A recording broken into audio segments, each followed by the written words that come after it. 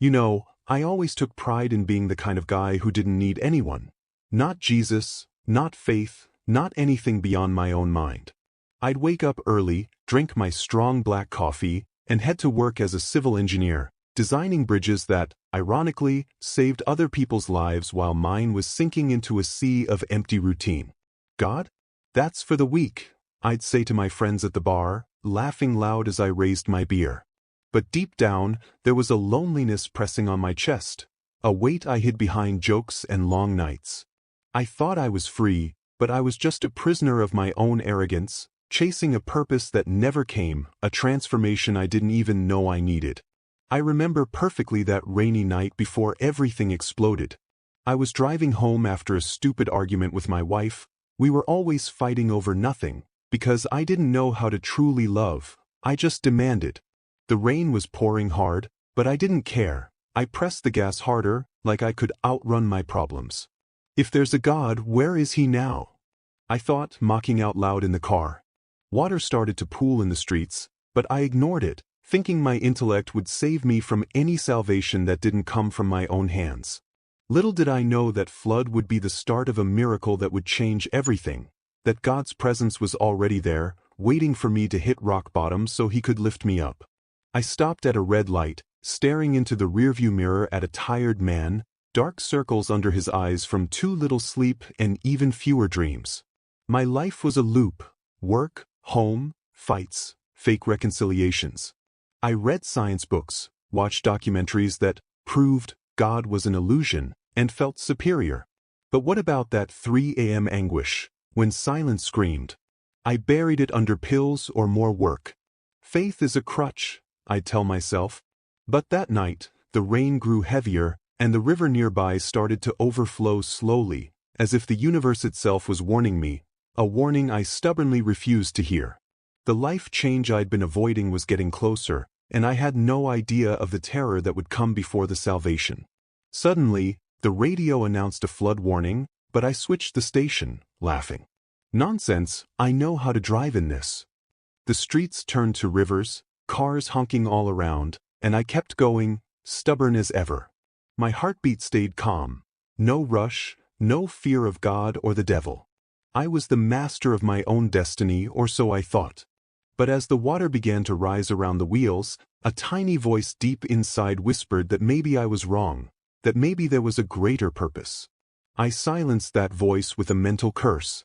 The transformation had already started in the chaos forming around me, and the deliverance I never asked for was about to knock, literally, on my car window. The flood swallowed the whole city. Lights flickered, people ran. I slowed down, but it was too late. The car slid in the murky water. Calm down, you can handle this, I told myself, trying to stay in control. But panic crept in slowly, like the water seeping into the floorboards. I had never felt God's presence before, but there, in the darkness, something shifted. The miracle was being prepared, and my faith, at absolute zero, was about to be tested like never before. The story was just beginning, and what came next would make me question everything I thought I knew about life. Suddenly, the car jolted violently, as if a giant hand had grabbed it from underneath. The water that had barely lapped at the tires now slammed against the windshield like a hammer. I stomped on the brakes, but the engine just roared uselessly as the current dragged me down the street. "No, no, no!" I shouted, punching the steering wheel, my heart pounding like it wanted to break free from my chest. The transformation I had always denied began right there, in pure, naked fear. No mask, no jokes. Just me and death dancing in the flood. The radio hissed, distant voices talking about rescues, but I was already too far gone. The car spun slowly, crashing into poles and abandoned vehicles. The water came through the cracks, freezing, rising past my ankles, my knees, my waist. I tried calling the insurance, anyone, but my phone slipped from my shaking hands. "If there's a Jesus, where are you now?" I screamed, and the words came out so raw they scared even me. The faith I'd always mocked as weakness started to stir deep inside me, like an ember refusing to die. I slammed my shoulder against the door, once, twice, 10 times, nothing. The side window felt like steel. The water was up to my chest now, the car roof becoming my sky. I gasped for air, choking, remembering my mother praying when I was a kid. "Cut it out, man, you don't believe in that," I cursed myself, but tears came anyway, mixing with the flood. The deliverance I'd never asked for felt so far away, and the miracle so impossible. My life's purpose, which I thought was just to work and die, crumbled there, second by second. Outside, siren lights flashed in the distance, but the current dragged me into the dark. I saw shadows of trees passing by, branches scraping the roof. The car tilted sideways, water up to my neck. I lifted my chin, gasping, feeling the end coming.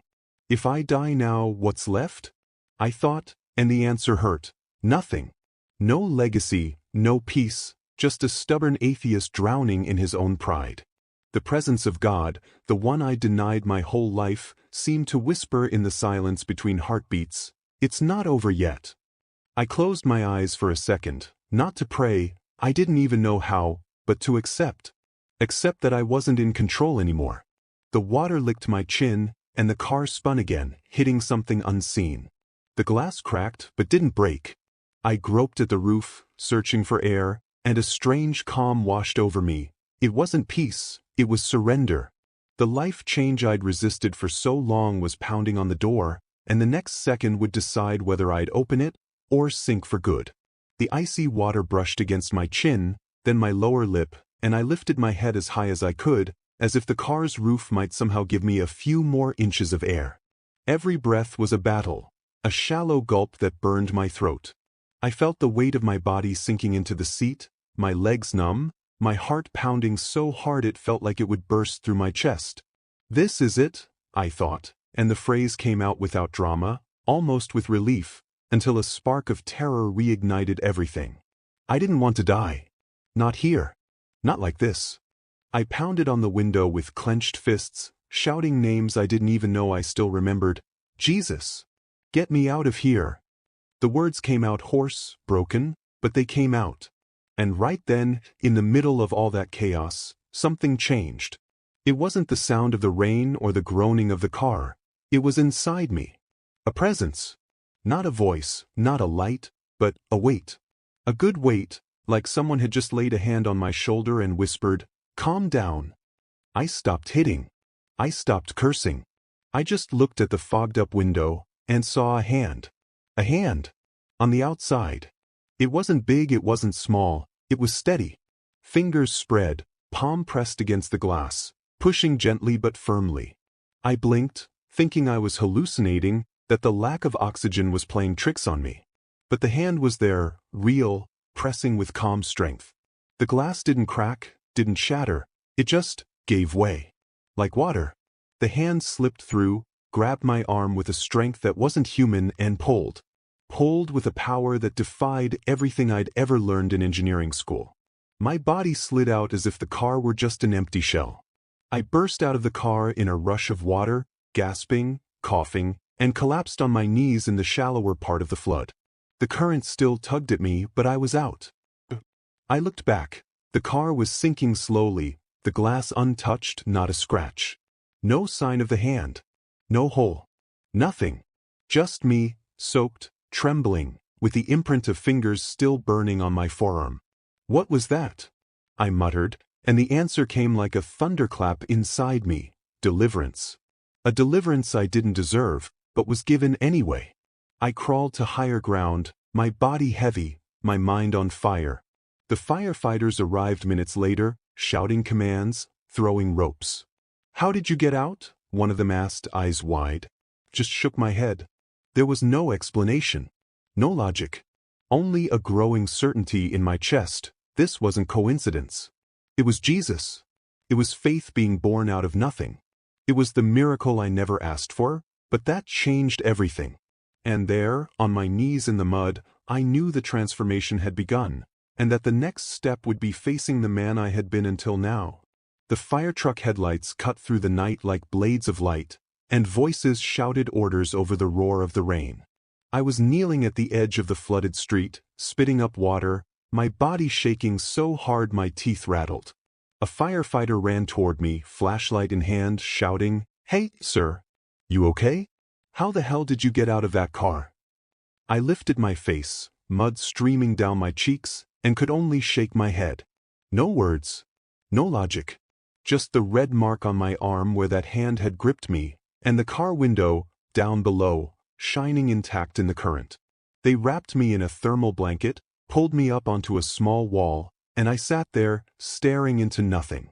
Another firefighter, a big guy with a gray beard, knelt beside me. We saw your car go under. There's no way you got out on your own. The door was jammed, the window sealed. What happened? I opened my mouth, but my voice came out rough. A hand pulled me. He frowned, then gave a faint, tired smile, the kind you give when you've heard too many crazy stories. Adrenaline makes people see things, buddy. But you're alive. That's what matters. But I knew. It wasn't adrenaline. It was Jesus. It was deliverance. It was the presence of God nudging me where I least expected. As they took me to the hospital in an inflatable boat, I couldn't take my eyes off the car. It was almost completely submerged now, only the roof still showing, and that same side window perfectly intact, reflecting the flashing red lights. I felt a knot in my throat, not from fear, but from something deeper. Maybe. I'd spent my whole life mocking people who talked about miracles, and now here I was, alive because of one. The faith I'd called an illusion was starting to sprout, stubbornly, through the concrete. And I didn't know whether to pull it out or water it. At the hospital, they checked me from head to toe. Lungs clear, no severe hypothermia, just a few scratches and a bruise on my arm, exactly where that hand had grabbed me. The nurse, a middle-aged woman with kind eyes, asked if I wanted to talk to someone. Like a priest, she suggested. I laughed, but it was a nervous, awkward laugh. I don't even believe in that. She smiled back. Sometimes we don't have to believe to receive. Her words echoed in my head as I stared up at the white ceiling. The transformation was there, quiet, waiting for me to take the next step, and that next step was facing what I was going to do with that mark on my arm, and the emptiness still living in my chest. I left the hospital the next day with a prescription for sedatives and a 3-day medical note. But I didn't want calm. I wanted answers. I wanted to know why me, of all people, was chosen for such an impossible rescue. The life change was no longer a distant idea. It was an open wound, throbbing. And as I walked home under a sky finally starting to clear, I felt that the purpose I'd been chasing all my life was beginning to take shape. But I still didn't have the courage to hold the pencil. I got home wearing the hospital's spare clothes, reeking of mud and disinfectant, and the first thing I did was lock the door and face the mirror. The guy staring back looked like a stranger, hollow eyes, hair matted down, and on my right arm, a red mark in the shape of fingers, like someone had grabbed me with iron strength. I ran my finger over it, pressed. It hurt. It really hurt. That's not a normal bruise, I muttered, and the sound of my own voice startled me. I was talking to myself. Me, the man who always had an answer for everything, now had only one question: who was it? I sat in the kitchen, the same table where I used to have my morning coffee and plan my day, as if the world revolved around my schedule. I turned on the TV but turned it off right away. The news was about the flood, the dead, the missing. My name wasn't on the list. I was alive. Alive because of a miracle I couldn't explain with any equation. I grabbed my phone, opened Google, hand passes through glass intact. Thousands of results, magic tricks, illusions, fakes. Nothing that made sense. I put the phone down and looked at my arm again. The mark was more vivid than ever. It was proof. Proof of Jesus. Proof of deliverance. Proof that faith was no longer theory, it was a scar. Night fell heavy. I tried to sleep, but my body wouldn't let me. Every time I closed my eyes, I saw the hand, felt the pull, heard the car groaning. I turned on the light, got up, paced back and forth, grabbed a beer from the fridge, my old companion on bad nights, but when I touched the can, something stopped me. "You don't need that anymore," a voice said inside me. It wasn't audible, it was a feeling. I put the beer back, trembling. For the first time in years, I didn't want to numb myself. I wanted to feel. I wanted to understand. The transformation wasn't a slow process anymore. It was a fire, and I was standing in the middle of it, not knowing whether to run or let it burn. I went to the junk room, the one where I kept boxes of old stuff. I opened one and pulled out a dusty book, my grandmother's Bible. She died when I was 15, and I'd thrown away every conversation we ever had about Jesus. But there it was, the book with its cracked leather cover and yellowed pages. I opened it at random. Psalm 40, I waited patiently for the Lord. He turned to me and heard my cry. I read it out loud and my voice trembled. I read it again. And again. The words poured into me like water into a desert. I didn't understand everything, but I understood enough. Someone had leaned down toward me in that flood. Someone had heard a cry I didn't even know I'd made. I lay on the floor, the book on my chest, and cried. Cried like a child. Cried for my arrogance, for the empty nights, for every time I mocked someone else's faith. Cried because God's presence wasn't out there anymore. It was here, inside me, burning away what was left of the old me. A change of life wasn't just a possibility anymore. It was inevitable. And the next step? I knew I couldn't pretend anymore. I had to seek. I had to speak. I had to tell. But where do you start when you barely believe what you've lived through yourself? The next morning, I woke up with sunlight hitting the window and the marks still on my arm, as if the hand had left an eternal seal. I showered, put on a clean shirt, but the feeling of dirt wouldn't go away, not mud, but the weight of years denying Jesus, denying faith, denying anything that didn't fit inside my stubborn mind. I grabbed the keys to my new car, the insurance had already given me a replacement, and drove aimlessly. All I knew was that staying home felt like suffocating. The transformation was there, pulsing, and I needed air, air that didn't belong to my bubble of atheism. I drove downtown, past the church I always avoided, the one with red doors, where my grandmother used to go. I parked across the street, engine running, hands sweating on the steering wheel. Go on, coward, I muttered to myself. I turned off the car, got out, and every step on the sidewalk felt like a mile. The door was open, smell of old wood and burnt candles. I walked in slowly, like I was trespassing. A few old ladies were arranging flowers, and a young priest was sweeping the aisle. He saw me and smiled. "Good morning, brother. Can I help you?" The word brother caught me off guard. I stammered. "He came to ask something." I sat on a pew in the back, the priest beside me, and I spilled everything. The flood, the car, the hand, the unbroken glass, the mark on my arm. I showed him the bruise, it was starting to fade, but you could still see the outline of fingers perfectly.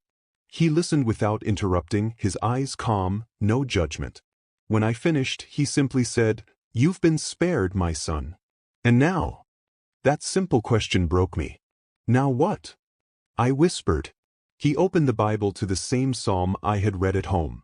God doesn't perform miracles for decoration. He does it so we'll tell the story. So we'll change. God's presence, which used to feel like just a chill down my spine, now felt like a real conversation. I left the church holding a small prayer group flyer, my heart racing. I called an old friend, the only one who still talked about Jesus without judging me. "Man, I need to tell you something crazy," I said, and we set a time for coffee. I got there early and ordered a juice, no alcohol, for the first time in years. He arrived, hugged me tight, and I told him everything again. He cried. I cried. For the first time, sharing didn't feel like weakness, it felt like relief. That night, he took me to a small gathering at a simple house, ordinary people sitting in a circle. I walked in quietly, but when they opened the floor for testimonies, my hand rose on its own. I spoke. I spoke until my voice gave out. I spoke about the atheist I used to be, the car, the hand, the glass, the mark. When I finished, the silence was so thick you could feel it. Then came the hugs, the tears, the similar stories. Someone said, "Welcome to your purpose, brother." And I felt it. I felt that my change wasn't just internal anymore, it was public. It was mission. But I was still afraid. Afraid of going back, afraid of sounding crazy, afraid of not being enough. And that's when I decided, if Jesus pulled me out of the water, I couldn't stay on the shore watching anymore. That same night, after the meeting in that humble house, I couldn't sleep. I lay in bed, but my body was buzzing, like the current was still running through my veins. I grabbed my phone, opened the Notes app, and started writing everything, every detail of the flood, every second inside the car, every word from the priest, every hug from that prayer circle. I wrote until sunrise, fingers aching, heart overflowing. When I finished, I read it out loud. My voice trembled, not from fear, but from certainty. This wasn't just my story anymore. It was Jesus's. It was a miracle. It was deliverance. It was faith born from the mud. At breakfast, I called my boss and quit my job. "I need some time," I said, and he thought I'd lost my mind from trauma. Maybe I had. But it was a good kind of madness. I called a friend who worked with video, the same guy who filmed weddings and birthday parties. "Man, I need to record a video. A testimony. My story." He laughed, thought I was joking until I sent him the text. "Holy crap, man. This is powerful." When? We scheduled it for that afternoon in his garage. White backdrop, natural light, just me and the camera. I was sweating bullets, but the transformation had gone too far to turn back now. I showed up wearing the simplest clothes I owned, my grandma's Bible in hand, the mark on my arm almost faded but still visible. I sat down on the chair, took a deep breath. 3, 2, 1, action. I started talking. I talked about the arrogant atheist, the flood, the hand, the unbroken glass, the church, the prayer circle. I talked about Jesus like I was introducing a friend who had saved my life. I cried. I laughed. I yelled. I stopped 3 times just to breathe. When I finished, my friend's eyes were red. "This is going to change lives, brother." We edited it quickly, simple title, The Atheist and the Flood. We posted it on YouTube, Instagram, and TikTok. And then the world exploded. Within 24 hours, thousands of views. Messages poured in. "I was thinking about ending my life, not anymore. My son survived the same way. I went back to church because of you." I read every single one, answering with my throat tight and my heart pounding. The transformation wasn't just mine anymore, it was ours. It was purpose in motion. It was God's presence using a former atheist to reach other former atheists, other desperate souls, other people drowning in their own disbelief. And I knew this was just the beginning. The video was a seed. The seed would become a forest. But for that forest to grow, I had to keep speaking, keep living, keep letting Jesus use my voice.